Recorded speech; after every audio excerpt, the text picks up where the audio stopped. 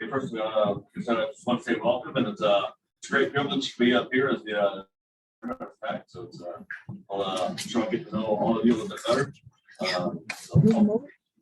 So first on the regular business, we have approval of TPV agenda February 27th, 2023. Motion to approve the agenda. Second. We have a motion and a second. Is there any discussion? All in favor, please say aye. All opposed, same sign. Motion passes. Next, we have the approval of the TPV minutes, meeting minutes of January 23rd, 2023. Make a motion to approve the minutes of January 23rd, 2023. Is there a second? Second. We have a motion and a second. Any discussion? Questions? All in favor? Say aye. All opposed, same sign. All right, thank you. Next, we have the director's report. John. Thank you so much, Mr. Chair, members of the Technical Advisory Committee. Good morning. We have a few items to report to you, and staff, including me, would present this report. I think the long-range transportation plan phases is shared with you before, so that you can see and the corporate projects are upcoming fall of this year and the spring of next year are the two time periods that these phases come in. And then you've seen this before, but just in case, let me request Ashley to share the PowerPoint, or if we have on the development phase.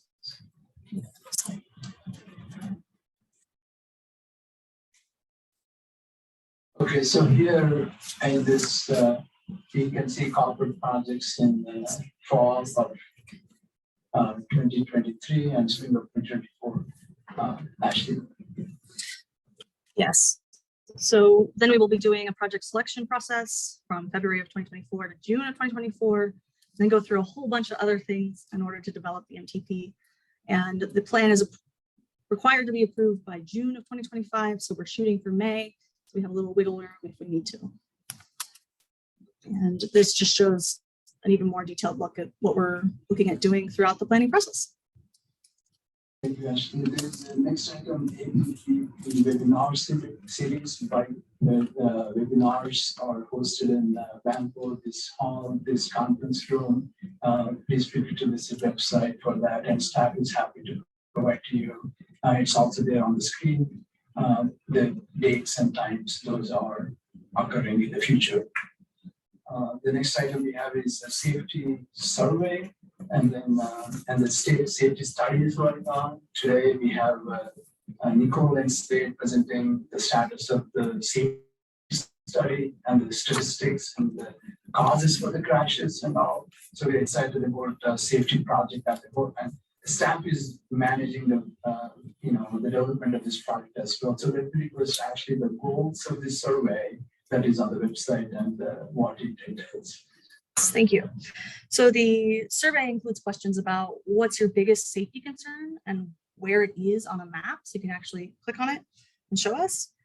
Talking about different current behaviors of users, so drivers, bike riders, walkers, etc. And then funding investments for transportation safety. So what do you think makes the most sense for us to spend our money on in order to improve safety? Thank you, Ashley. One of the things that NPOs are leading is to have the system performance on safety. Federal requirements need NPOs to develop safety performance measures and monitor the statistics of occurrences of fatalities and serious injuries, and develop how we can reduce them collectively, as well as with jurisdictions and public and everyone in this solution. The next item here is automatic bike rate counters. How do we have staff is working to develop a methodology to have the counters counted, bike rate. What's the demand? Because we know the demand on roadways, automobiles, we have the counters and system. We have been figuring it out what is the best technology that's available. We have budget to purchase those. And then if cities and jurisdictions are interested to purchase and have some of the trails and bike paths to count, Vanco staff is willing to use the budget 80%, and cities and jurisdictions can contribute 20%. So with that match, it is possible that we all can find the best technology and best way of capturing how the users in our system are using our facility and how can we count that. So that's the big picture on what's going on with this project. But I would like to request Ashley to share with understanding. Sure. Just please let us know if you'd like to participate. We are starting to pull together the people who would like to participate in this pilot project so we can try to get some technology purchased fairly soon. We've, as Chad said, we've looked at all the different kinds and we're thinking more towards cameras rather than like lasers, just because of research we've done and other people we've talked to. So we're very excited about this, and please let me know if you'd like to participate. Here and a few items, next few items, if you would please. Oh, yes. So the KDOT cost share application period is open and will close on March 23rd. So if you have any desire to participate in that, please go to that website. And then the next one is Chad's. In your package on page number 13, there is a status update on TIC projects. Staff is working with jurisdictions on reasonable progress policy that is their intent to understand when is the expected date for the projects to let and the obligation, and then progress towards using our obligated funds. So those type of summary of projects are included in your packet. So just for your information, that's all that item is. And the next item is Ashley would. Next item. Yes, we just all wanted to make you all aware that we will be having another TIP amendment. So number 3 will open for public comment on March 11th. So that's coming up. And then we'll go through the whole public comment process and come for approval, TBB on April 11th. Then the carbon reduction program. We have been working on this for a little while, and we will be doing a call for projects on March 1st. We'll go until May 1st. And there's about $1.3 million per year available. And this first call for projects will be for 3 years worth of funding. So it's like 3.6-ish available. And if you could go to the next slide and the next one. So then we'll be closing the call for projects on May 1st, and we'll go through the whole selection process and vote on awards of the carbon reduction program on August 8th at the TPV meeting. And then it'll be included in the next TIP amendment following that. So it'll be included in the TIP on October 10th. And as part of the carbon reduction program selection, we added 2 questions to the questionnaire that we've used in the past that asked specific things about carbon reduction. And that's the only difference between past or last year's project selection and this one. Thank you so much for that, Mr. Chair. Thank you so much. Okay. Next, we have public comments. Are there any comments from the public like to speak?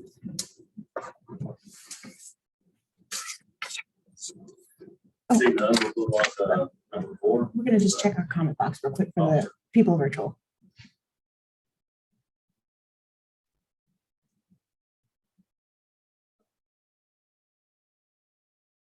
Looks like we do have a comment about our bike ped counters. So Dan Squires asked for more information, so I can follow up with him directly. Any other comments? All right, we'll move on to number 4, action item. A federal performance measure 1, 2, and 3 targets. Ashley and Alicia. Thank you. I'll be providing just a little bit of background, and then Alicia will go into more of the detail.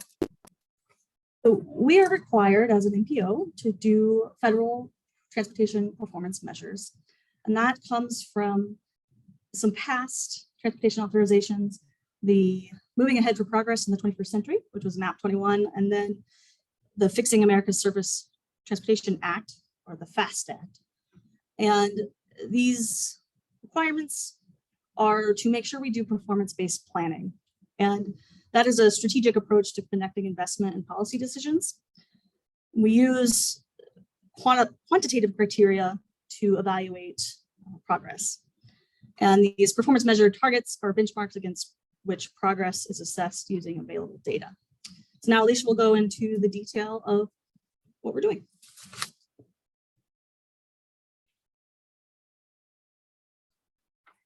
Thank you, Ashley. Okay, so we're going to go over the background of the federal performance measures. And so the planning rule framework established 3 FHWA performance measure rules, 1 FTA transit asset management rule, and 1 FTA transit safety rule. These performance measures assess highway safety, pavement and bridge conditions, system performance and freight movement, and then transit asset management and transit safety and reliability. And the planning rule and the performance measures also specify how NPOs should set targets and report the performance and integrate these performance measures into their long-range MTPs and into their transportation improvement programs. So today we're going to focus on setting PM1, PM2, and PM3 targets. And with regards to coordinations at the state level, KDOT and NPOs must coordinate when they're selecting PM1, 2, and 3 targets. And public transit providers must coordinate with state DOTs and NPOs in the selection of their transit asset management and transit safety performance targets. So today, like I said, we'll focus on 1, 2, and 3 performance targets, and let's take a look at those. So NPOs have 2 options for setting performance targets, and they can support the statewide targets established by the DOTs, or they can establish their own specific targets. So regardless of which option NPOs choose, they must set targets within 180 days after the state DOTs share their targets with the NPOs. KDOT has shared those targets with WAMPO, and so our deadlines for us to set our own targets are July 6th and July 16th, respectively. And in coordination with KDOT and WAMPO, we have chosen to support and accept KDOT's targets for the WAMPO region. And let's take a look at what those targets are. Our first performance measure 1 target, which is highway safety. We're required to update these annually. And so the table shows what the targets were for 2022, and then what the new targets are for 2023. And that we can see that the target for the number of fatalities and serious injuries has slightly decreased. Our next one is performance measure 2, which is bridge and pavement conditions. And these targets are set and reported biannually. And KDOT has set PM2 targets for 2024 and 2026. While the target for the percentage of interstate pavement in good condition has decreased, and the targets for percent in non-interstate national highway system pavement in good condition and bridges in good conditions has increased. And lastly, we have our performance measure 3, which is system performance targets. And just like PM2 and PM3, these targets are set and reported on a biannual basis. And KDOT has set their targets for PM2 for 2024 and 2026. And on the table, we can see the targets for the percent of persons miles traveled on interstate and non-interstate NHS has slightly increased. And so that's just kind of a quick overview of our PM1, 2, and 3 targets. So the next step will be for us to present these targets to TBB with your recommendation on March 14th. And then staff will present the recommendations with the TAM targets and the transit safety targets in the TAC meeting in March 27th. And so before we go to a vote, are there any questions or comments?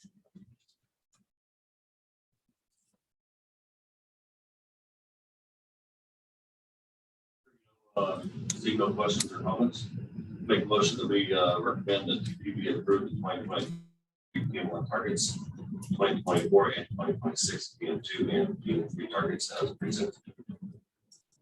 Second. We have a motion and a second. Is there any discussion? All in favor, please say aye. All opposed, same sign. Motion passes. Thank you. All right, next we have discussion on updates. Safe systems approach, safe road users. Gary, perfect, get up.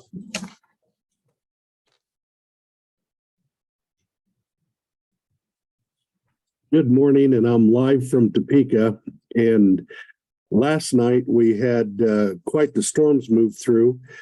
We had power outages all over, including my house, and trash was blown all over. You know how the blinking lights in the house all over when you wake up. So I was unable to make it to the gym this morning, which makes 3 years in a row that I haven't made it there. But it's on my agenda for maybe tomorrow. Today, I'm going to talk to you about the KDOT behavioral safety section and how it relates to safer road users. Next slide.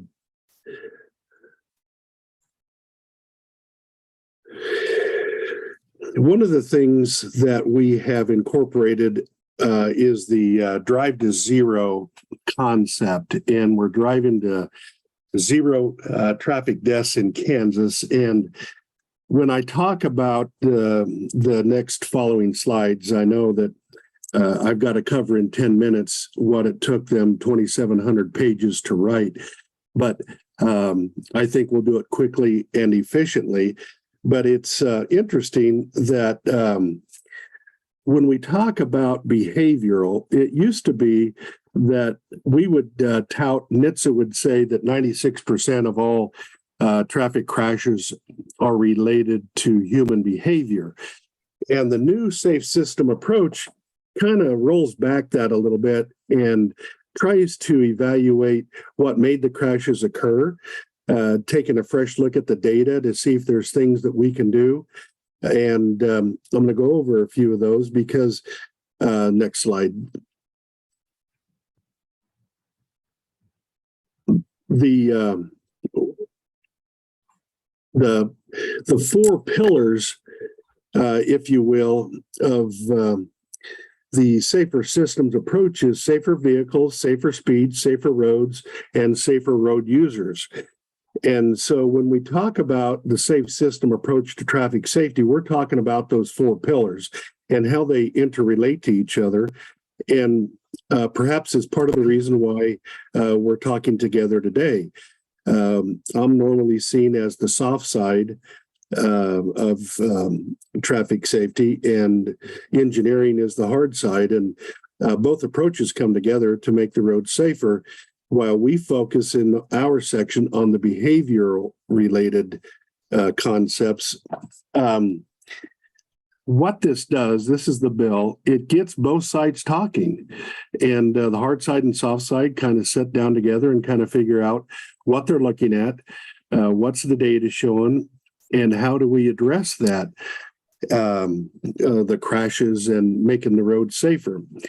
But what we're trying to do is change behavior, but we also look at that holistically. We're not only changing behavior in a vacuum or a silo, we're changing behavior knowing that humans are prone to mistakes. And what the bill or the bipartisan infrastructure law with the 4 pillars I talked about does is tries to look at how do we spend our money wisely to make it safe for everybody. And the safe system approach looks at human behavior, and it makes engineering accommodations and modifications knowing crashes are going to happen.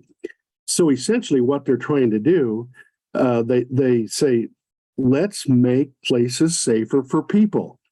So if we have vulnerable road users, if we have people in wheelchairs, if we have pedestrians and bicyclists and all of the non-motorized traffic, how do we make those roads safer to include everybody that's going to use those road systems? So when we look at the diagram here, those are the things that we're looking at. And one of the, I guess, newer approaches is the post-crash care, because in behavioral safety, we haven't really worked a lot with post-crash care. We're safe road users and safe speeds. And what we try to do is market or manage behavior through educational outlets. We do, you've seen a lot of what we do on TV and heard it on radio, seen it on the web. And, sometimes, there's people talking about it in the communities. We have news releases, all of those typical ways of reaching out to get people to make a good decision when they're driving. You and I know this. There are a lot of people driving today simply because of luck. They're lucky. They're lucky that the other driver was a good defensive driver. They're lucky that the road was accommodating and they had a lot of clear zone. So when they left the roadway, all they had to do was get back on the roadway and continue on their route. There's a lot of different things that happen in the system approach that we know this, though. We cannot rely on luck. We can't manage human behavior. We try to improve it, or we try to influence it. But what we can do is manage engineering. We can manage the response, and we can manage some of those components in that system that will make the road safer for everybody. So that's essentially what we try to do. And what we're trying to do is stop the next crash from occurring. We affirm through the safe system approach that it's proactive, and we share the responsibility. Sometimes we get feedback from advocacy groups that are not as in tune to this concept, that sometimes people want to put all of the responsibility on the driver. And so if there's a crosswalk and a crash occurs with a pedestrian, a lot of the responsibility in the past used to go on the driver. And what we're trying to improve is that it's a shared responsibility. And I know that's sensitive. And I know that sometimes people have an ouch response to that. But what we're trying to do, though, is get everybody to consider their part as they're traveling or walking or biking or running on those roads. But Safe System wants us to look at how we can approach fatalities and not just accept them as, well, that's fine. There's an ad that has, it interviews people on the street, and what they say, how many fatalities were in Kansas last year? And they'll say, I don't know, 1,000, some will say 600, and, it's a lot. And they'll say, well, what's an accepted number? And they'll say, well, I don't know. And they'll say, maybe 200. And they'll say, what's an acceptable number for your family? And, then the answer is always 0. And it's that approach that, we had over 400 fatalities in Kansas last year, and that has been about average for the last several years. But what we're trying to do is move them away from just accepting that number and trying to get them to buy into those strategies that lower that number and get it down to 0. But we recognize people make mistakes, and we have to evaluate how we can create the roads that are more accommodating to crashes. I know it sounds crazy, but people will make mistakes. So how can we make those mistakes safer on the road for all of those users? Next slide. One of the things that you have probably been seeing, we started the advertising campaign last year, and we've been working with you and other groups in the Sedgwick area, is the Drive Safe Sedgwick. And all that is a message about considering your options before you're at the fork in the road. Look at how you get home safe. Look at how you get there safe. Look at what plans do you have if you're going somewhere where you might be drinking. So that's what the Drive Safe Sedgwick Fans with a Plan does. It looks at all of the options to get you out of that environment where crashes can occur. Next slide. So the behavioral safety section in KDOT, again, that's the part that I belong to. So what we want to do is stop all crashes and fatalities in Kansas by deploying proven behavioral safety countermeasures throughout the state. And there is a book called the Safe Systems Countermeasures, that workbook. And we want to accomplish that by looking at the book. And then the next bullet, and we provide relevant educational messaging to the public. We use data to make problem identification good, and it has to be the center of sound decision making. And we fund the overtime mobilizations with law enforcement, and for the educational component, where we get the education first. First we educate, then we enforce.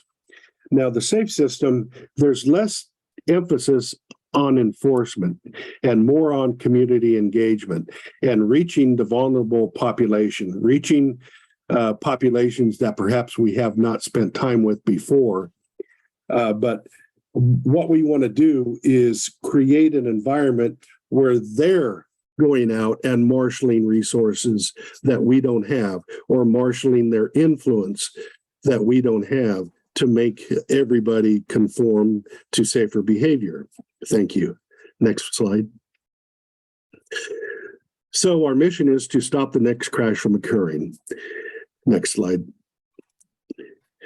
And there are 4 people in our section that are program consultants, and they're the ones that manage the contracts.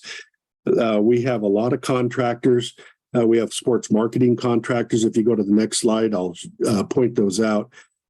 And we have law enforcement liaisons, and Dan Kaiser is out of Wichita, and so is Troy Wells. Dan Kaiser is a retired officer from the Wichita Police Department, and Troy Wells is a retired deputy from the Sedgwick County Sheriff. And what they do is rally support for enforcement during those mobilizations where there's going to be drinking involved. And maybe you saw the Super Bowl enforcements that we did, or over the holiday on New Year's Eve, or during the Christmas vacations.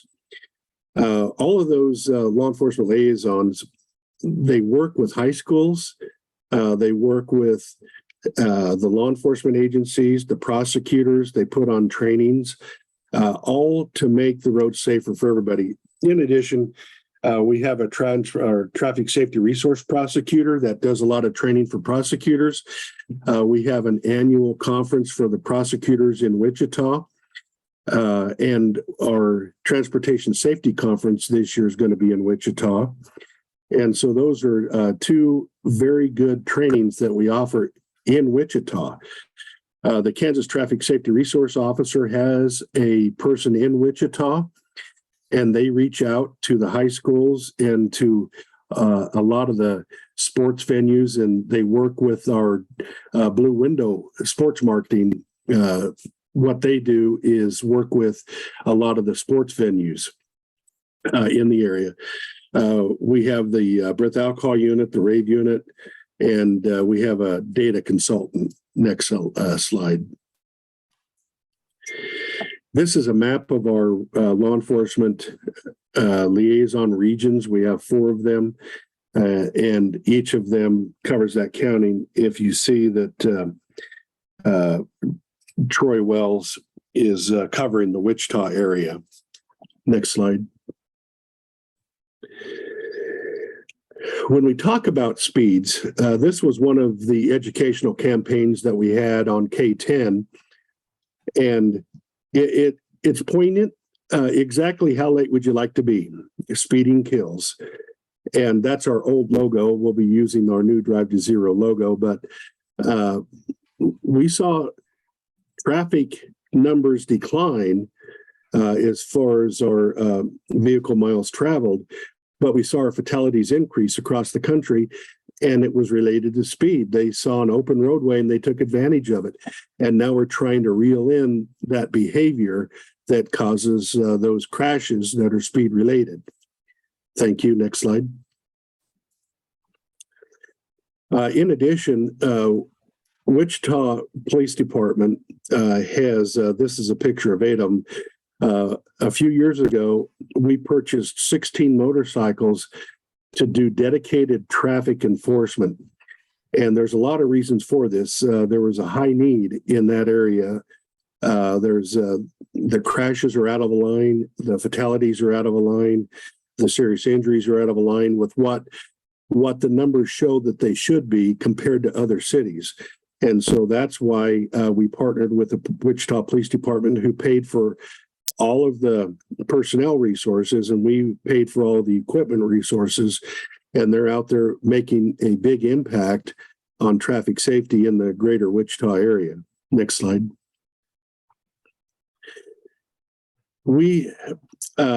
This is a Halloween little advertising campaign we did that, and again, it's trying to get the attention. This was mainly on social media. Next slide. And one of the things that we say is we're not against alcohol at all. What we are against is people who are drinking getting behind the wheel. And so we're not looking to influence society on whether or not they choose to drink. What we're trying to influence is their decision to drink and drive. Next slide. We also know that marijuana is all around us. Recreational marijuana in a few states that border us, and we're seeing those numbers go up. We get reports from the lab, the KBI lab, and it shows that a lot of people are intoxicated with marijuana and alcohol when they're arrested for DUIs. And we have initiatives going on to address that. Next. We have summits on drug driving. Next. And again, this is more social media. We did some television, but we're seeing an increase of having marijuana on board during the time of the crash. And we're trying to educate the public to make better choices about that, because impairment, no matter what the source, is illegal in Kansas. It can be a legal prescription drug. And if you're impaired and you have a crash, or if you get pulled over because of your erratic driving, even if you have a prescription, you can be charged and convicted of impaired driving. Next. We reach out to the high schools. We try to use people who are seen as celebrities to high school youth, and especially out west. We've been contracting with Miss Kansas to get that word out. And again, all of this is related to getting safer road users out there, making better decisions, using your seatbelt, slowing down. But I think that the whole concept is we're going to have a holistic approach. We're going to involve more people than we've involved before, and we're going to make a difference. I think that this is one of the foundational changes that are going to make a difference in Kansas. And I know that I'm out of time, so I can stand for questions if you have any, or whatever you'd like to do.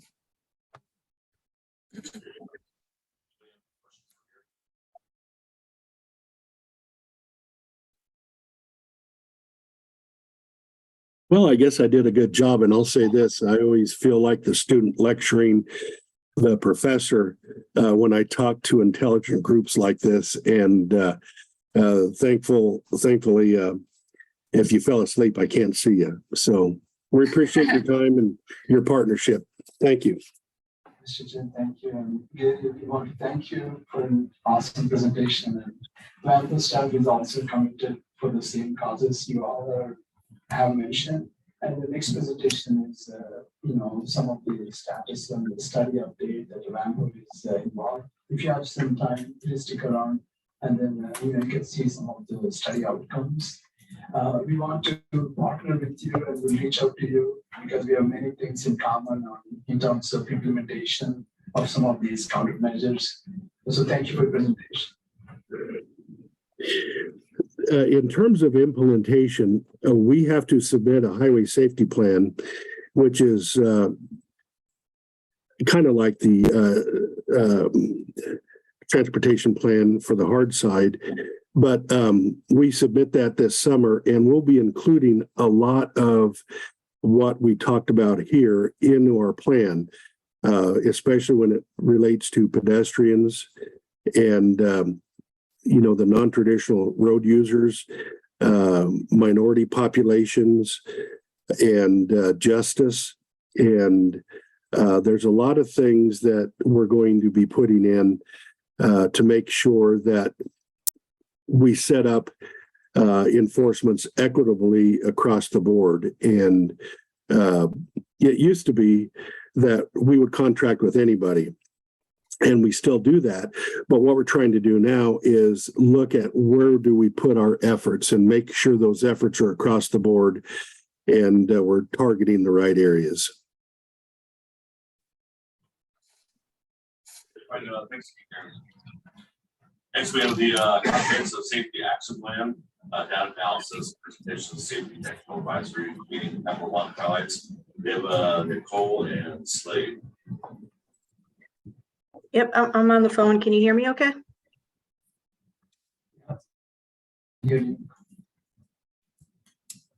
Sorry, was that a yes, Chad? Could you hear me? Yes, we can hear you. Yes. Okay, perfect. Well, good morning, everybody. And I will turn it over to Slade in a minute to talk through where we're at with the crash data analysis, but just wanted to give you a quick update on some of the other things that have been going on concurrently with the safety plan, and really appreciate, Gary, your presentation. I actually wrote down a few notes as you were talking for things that we should probably be thinking about to be coordinated with all of you all as part of this WAMPO safety plan. So appreciate hearing that. So just a quick update. So on January 25th, so the end of January, we did hold the first of 3 stakeholder meetings to inform the WAMPO safety plan. We had about 17 participants. It included perspectives from WAMPO, the local agencies, enforcement, and then the health community. We spent the first portion of the meeting kind of talking about what Gary just talked to us about, the safe system approach and Vision Zero, and what's already occurring in the region to address those pillars, as he called them. So the safe road users, safe speeds, post-crash care, and safe vehicles. And what we wanted to know is what are the things that are already going well in the region related to the safe system approach and can be built upon as part of this plan. We're not trying to recreate the wheel. We're trying to kind of work on and expand on what you're already doing and identify any gaps that we can address through this planning process. So that was the first part of the meeting. And then the second portion is where we really focused on what are the ideas to really enhance the regional safety program to further reduce severe crashes. We know that, nationally and even in state, the trends have not been great over the last few years. They've been increasing or trending flat. So we really wanted to think through what are the things that we can really do as part of this plan to help the numbers go in a different direction, to help them go down. And so what we did is we focused the discussion on how to enhance the culture of safety in the region. So really getting people to care about transportation safety and why it's important. We talked about encouraging leadership and a commitment to safety. So getting people at the top to really buy into this and then have that trickle down to others who work at agencies. We talked about further addressing safety during planning processes. We talked about how to improve data collection and analysis.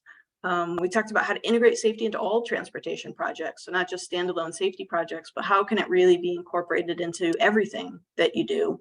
And then we also talked about how to further utilize the safe system approach to achieve safety goals. So those are the things we felt like, oh, all right, if we're going to enhance this regional safety program, let's start there. And how can we work and address some of these things? And so For each of those areas, and again, you can find this in your packet for today's meeting. You have the full meeting summary in front of you, but just a few of the highlights is we actually came up with 54 solutions to some of those challenges that I just outlined, and we're actually going to use our second stakeholder meeting to prioritize those a little bit further. But some of the highlights and things you might all want to hear without having to read through the whole meeting summary is, we talked about making transportation safety an explicit part of the vision for all municipalities in the region. So possibly having everyone signing on and agreeing to a shared commitment to eliminating severe crashes. We talked about continuing with the stakeholder meetings once the safety plan is complete, and going a step further to really establish an implementation group to ensure that the plan activities are moving forward. We talked about having WAMPO staff continue to develop and share communications related to transportation safety. So really having them be the conduit for things like education, infographics, information, training, social media, things along those lines. We talked about creating a regional safety data committee. Some data challenges did arise in our conversation. So what can be done about that? But also, in addition, let's work with what we have and how can we continue to keep the crash analysis relevant, but also be transparent and how it's being shared out with the public and other stakeholders. And then another kind of key highlight, last one, is just that ensuring proven solutions, so the ones that really, really work, are being prioritized, not including just fluff in this plan, and then determining ways to evaluate their effectiveness. So again, of the 54 solutions, those are just kind of a roll up of some of the key ones that we saw. Meeting number 2 is on March 28th from 1 to 4. Again, we're going to be using that meeting to re-review and prioritize those 54 solutions, but we're also going to be discussing the results of the crash data and prioritize the safety challenges that will be a focus in this plan. So just as a reminder, again, you have that full meeting summary in your packet. There is a recording of the presentation from stakeholder meeting 1 on the WAMPO webpage. And then, as Ashley mentioned earlier in the meeting, the safety survey is still open on the WAMPO webpage, so definitely would encourage you to take it if you haven't already, but also share that with your partners. So with that, I will stop and turn it over to Slade to talk about the preliminary crash data results, and then we could take combined questions at the end. That's awesome summary, Nicole, too. We had a lot of good stuff that came out of that. And Gary's presentation kind of feeds right into this as well. They all kind of really flow together really well. Can you all hear me? Is that Mike? Do I need to get a little closer to this thing? Okay. Going to try to not take out the computer while I do this too. So to kind of get going with this, it falls in line right with what Gary was talking about, where we try to take a really broad look at what's happening in the area, and then try to kind of hone in on some of those areas. So that's the main purpose of this data analysis we're going through. We selected a 10-year analysis period right now to start with. That gets us to about a little over 100,000 crashes that we can start taking a look at, and then kind of hone in on those, especially the fatal and serious injury crashes in particular are the ones we want to target. A lot of times when you talk to law enforcement, Gary even alluded to this earlier, the difference between a serious injury or a fatality or even a property damage only to fatality, a lot of times it's unlocked.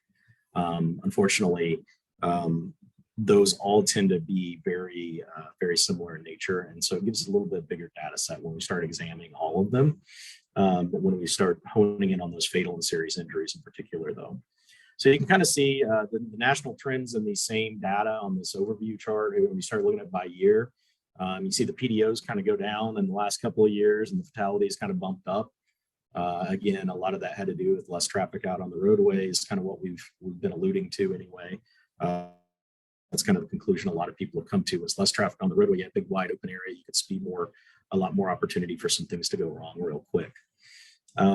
Serious injuries kind of follow that same suit. You see they are even a little bit higher increases in the last 3 years, roughly. So again, some of this kind of trend even started a hair before COVID, but COVID magnified it in particular.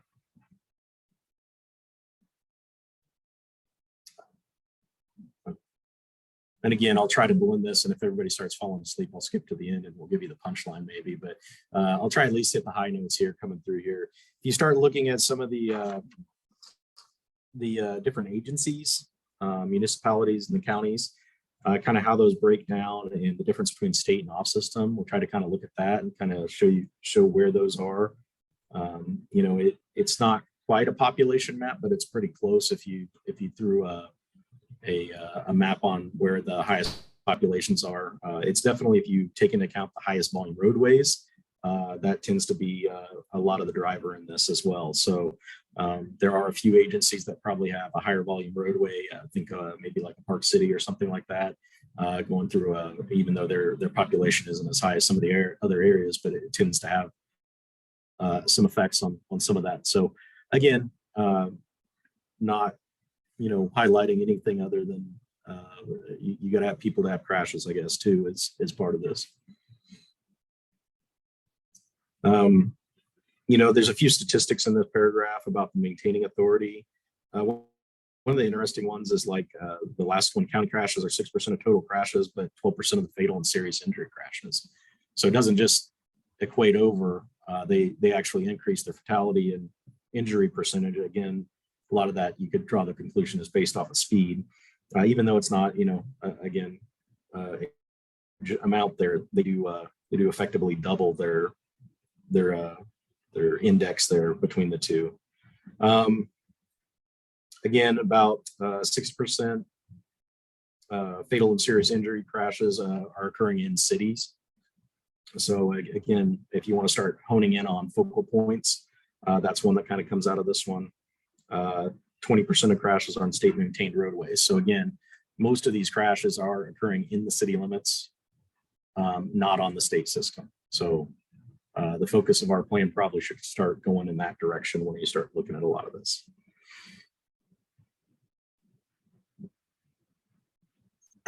By crash types, you start looking at that. Other motor vehicles, so most of the crashes occur two vehicles hitting each other in some form or fashion. That second chart, a little bit lower down, is some of those crashes between the vehicles. If you start looking at, you know, you could look at vulnerable road users, pedestrian, and the cyclists, you know, that's in that 33% range for the fatality and serious injuries as a percentage of the total. So that's what that FSI column on the right is basically fatality, serious injuries as a percent of the total number of those. So they start jumping out. Trains, another one that starts jumping out. I think, you know, we talked about it in the meeting, and somebody brought up that, you know, a pedestrian is not going to win against a car if you try to put those two in battle with each other. And the same thing happens between a car and a train. The train's going to win that one every time. So you start seeing a little bit of a real uptick, and when those happen, they tend to be very severe, serious type of crashes.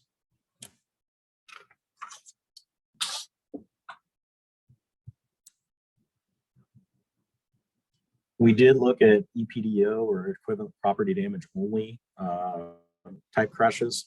That tries to take basically basing on costs of the fatalities and injuries and equate those all into a equivalent to the lowest end, which would be the property damage only. So effectively it overweights those fatality injury crashes by number by the difference in costs between those two. So you start looking at that again, train, and then if you pedestrian and cyclist, if you combine those again, your vulnerable road users, they actually would be number one.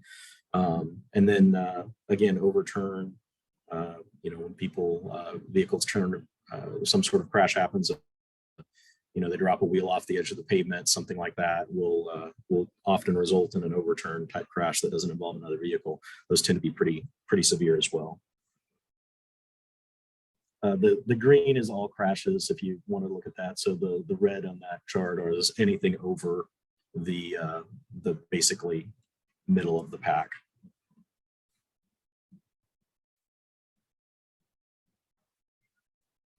This is kind of an interesting one too. This is basically looking at your types of crashes by jurisdiction. And then the red and the green are highlighting whether or not you're over the whole as the WAMPO area as a whole. So for instance, if you look at the other motor vehicle crashes, somewhere around that 70%, I forget the exact number, is kind of the median for the whole area. And then the jurisdictions that are overweight in some of those areas are highlighted in red.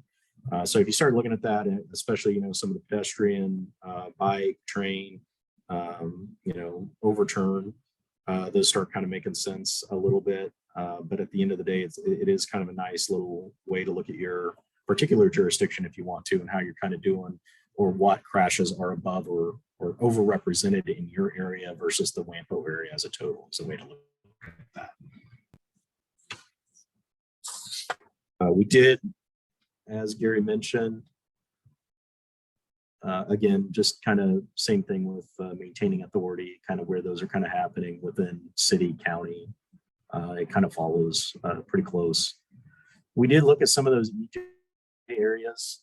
We got a map of the I think it's low income and minority, I believe, are the two EJ areas that are in the WAMPO region to look at. Kind of took a similar look. The big thing that comes out of this one is those, if you combine the fatality and serious injury crashes and you start looking at the pedestrians, that tends to be a little higher than they were on the totals if you go back and look at those numbers. You also start looking at them, you know, about 40% of the total pedestrian crashes are occurring in the EJ areas. So that's kind of a big number when you start talking about some of those. Car crashes, you know, the Ingleside impact still kind of there. Head-on started bumping up a little bit more in those EJ areas, which was kind of interesting, but in general, they didn't deviate too much from the other data. We started looking at kind of hotspot mapping in those same areas. So if you start looking at that, we included a map of kind of those areas that started popping out. And again, that's not saying the other crashes are not happening. This is more like if you think about a mountain range and cut a slice somewhere in that mountain range, that's what's showing up on here. So it depends on where you cut that slice as to what's going to be happening. So we try to pick where you can still see a little bit of those peaks and valleys of where they're at, but the valleys, not so much the valleys, but the peaks of where those things are happening at. And again, you cut too low, you're just going to get a solid wall of basically kind of noise. It just kind of turns into one big blob.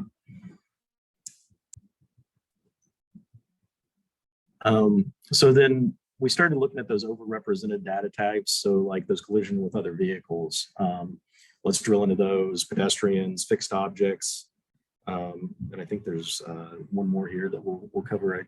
I think I did overturn in here as well. So we started with kind of a crash tree to kind of just how, you know, follow that down and you follow that yellow line, and that's kind of the majority of each one if you go down to it. Usually I kind of fall out and I say, hey, let's stop and, you know, discard the, you know, you don't keep going down the tree on every one of these because the thing would be huge. On this first one, I did go ahead and do county because I thought there might have been a difference between, you know, intersection. In this case, it was intersection angle collisions at traffic signals in a city is the main kind of culprit when you get down to it. On the county, it did get into the intersections. And again, it stayed with Ingleside impact, but then it kind of dropped over into that center edge line, which means there was just traffic markings present. So usually that doesn't mean there's stop control or anything. So uncontrolled intersections more in the county where some of those crashes were happening. Again, as you get down in the data set, you know, we started out with that 100,000. You can draw a lot of good statistics and trends from that. But we start getting to these littler numbers, you know, 20 to 30 crashes. That's not a huge data set. So you might have a little noise in that as well once you get down to some of these trees and start thinking about it in those terms. So really it's about identifying those big ones and trying to focus on those.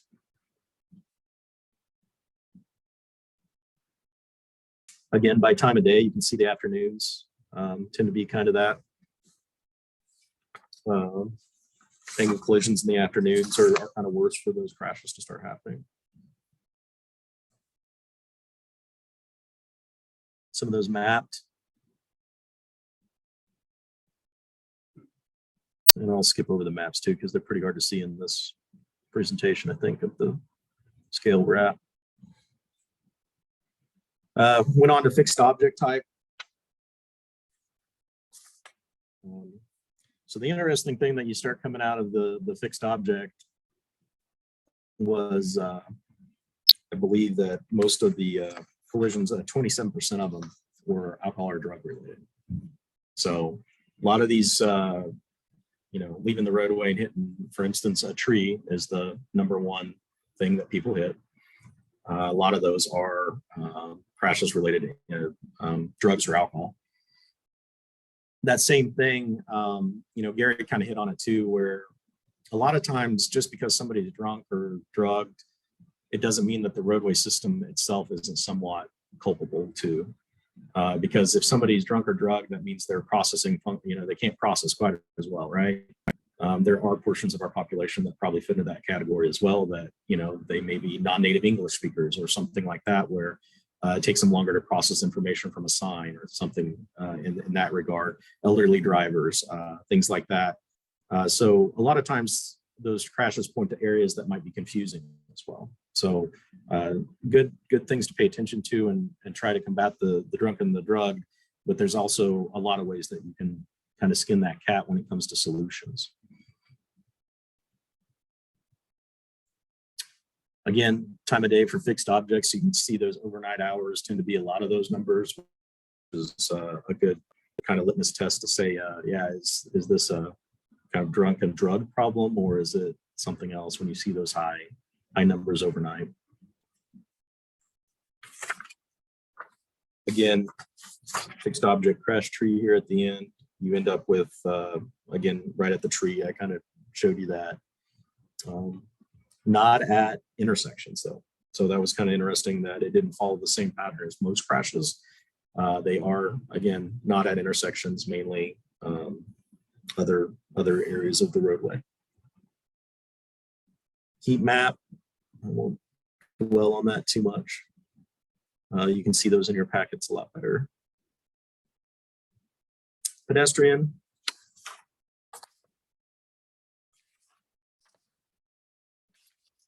Again, kind of started with the heat map here. City non-intersection uncontrolled is kind of where that ends up. So if you see that center edge line's present, so a lot of times that probably would be indicative of people crossing not somewhere other than an intersection, and they may not have the gaps to be able to do that, or sight distance or something like that, to where it becomes a little bit harder to recognize that they're crossing and somebody to stop. They're not used to people crossing in the middle. So again, a good area to kind of start focusing in on would be those non-intersection type crashes. There were numbers still at intersections too, but that's when you start looking at the majority, that was kind of the ones that shook out. I think I've got a time of day. Again, you kind of see that after school a little bit, they tick up, but not a lot. And then most of them are occurring there towards 6 o'clock on, I think, is kind of, well, 5 o'clock on, you can say. So evening type hours, people walking around in the, after work type stuff. So maybe not exactly what I was expecting on a lot of that. But again, it was kind of an interesting mix there. Again, it kind of falls off after midnight.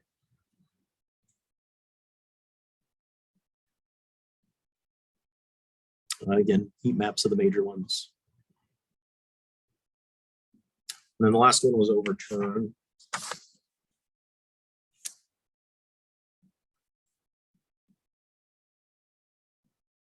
Again, starting with the heat map, kind of did this one. We looked at contributing circumstances by driver a lot on this one, because that was kind of one of the metrics that really kind of shook out as one of the ones that was kind of, there was a little bit of a pattern. It was city related outside of intersections, and then distracted driving was the main cause. So a lot of these overturns are occurring where you can, maybe hit a curb or something like that when you're not paying attention. So that's kind of the focal point. Same thing on you start seeing a little bit of these kind of go overnight a little bit more, really start in the afternoon. 2 o'clock on, kind of stays up there pretty much the whole time.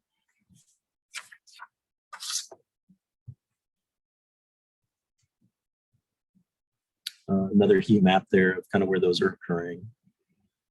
Then we kind of get into emphasis areas here at the last, and I know with Gary and others there at KDOT, that's a huge thing with SHSP that they're coming up with. But we wanted to kind of start grouping some of these into some areas that we could start looking at for again addressing countermeasures that are going to work. We did look. This first chart here is all crashes. If you wanted to kind of take a look at what's going on, intersection related was one of the key indicators there. Distracted driving related was another kind of grouping there that was really shaking out. Roadway departure, those are kind of the top 3. But funnily enough, it doesn't completely shift. But when you start just looking at the fatality and serious injury crashes, they kind of flip around just a hair. Intersection, roadway departure, and distracted related. So they kind of flip a little bit. 1 or 2 and 3 flipped around. Start looking at some of those other ones. Unrestrained occupant is the 4th one. Alcohol and drug related is the 5th one. Motorcycle, vulnerable road user, and speed. So for our area, as a function of a lot of the stuff we need to start looking to address are more in those, top ones. So that's going to be a good point of conversation within our next meeting, is kind of discussing some of these points.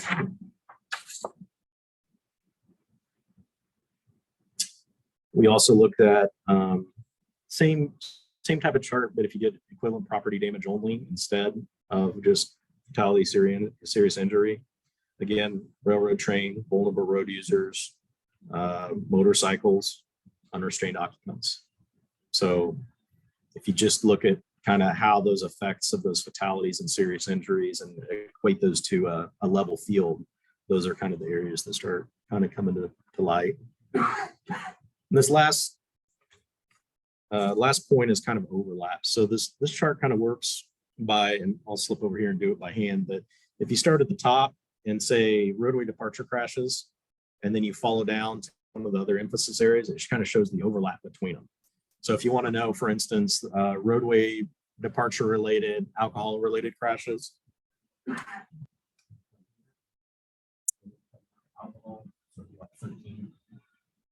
13.6%. There's some kind of neat things that come out of the chart when you start looking at those overlaps. I think distracted driving, and again, you can play with that chart a lot and how you want to look at it, but the distracted driving overlaps with kind of alcohol and drug related. Some of these conditions, that chart Gary had up earlier, redundancy is the key.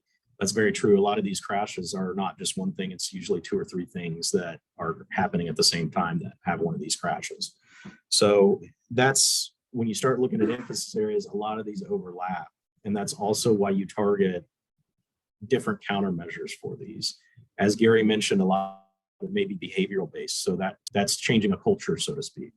Whereas, there's still a lot of engineering stuff we can do too. So I think, looking at all these, a lot of the crashes with other vehicles and stuff like that happening at intersections, I think dedicated left turn bays with, protected left turn phasing is key for both pedestrians and cars and intersections. Things like that start making these a lot safer places to go. But there's, again, trade-offs with a lot of those things when you start talking about that. So that is the gist of it. And I don't think anybody fell asleep. So I hope it was okay. Thank you, Slade. Nicole, are there any questions? Yeah. On the very last chart, if you go across and you find alcohol and then you go down to, say, distracted driver, you get that really high number. But if you do the inverse, why don't you get some? It's because it's the subset of the crashes. So if you took all alcohol crashes, these are all alcohol crashes, and this is where it overlaps. Okay. So they're not the same necessarily. So roadway departure crashes that are alcohol related, 13% of the roadway departure crashes are alcohol related. In this case, let's do railroad train related. Alcohol, drug related that are with a railroad train is 0.1%. Does that make sense? So you start, the data set to start with is the top column over here. The percentage of the overlap is the other column.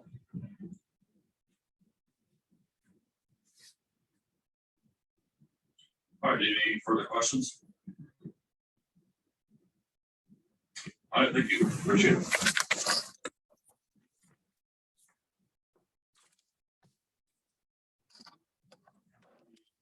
AEDT report is has been deferred until the March meeting. Next, we have the electric vehicle pending process. We have a door.